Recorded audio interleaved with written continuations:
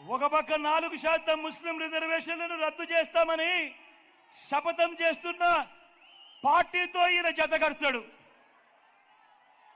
ఒక పక్క 4% ముస్లింల రిజర్వేషన్లు రద్దు చేస్తామని శపథం చేస్తా ఉన్న బీజేపీ పార్టీతో ఈయన జతకడతాడు.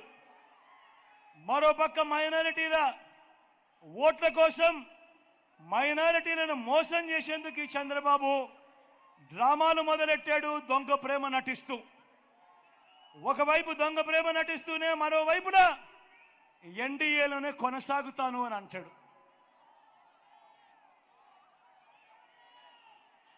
నేను అడుగుతా ఉన్నా, ఇంతకన్నా ఊసరి వెళ్ళి రాజకీయాలు ఎక్కడైనా ఉంటాయా అని అడుగుతా ఉన్నా.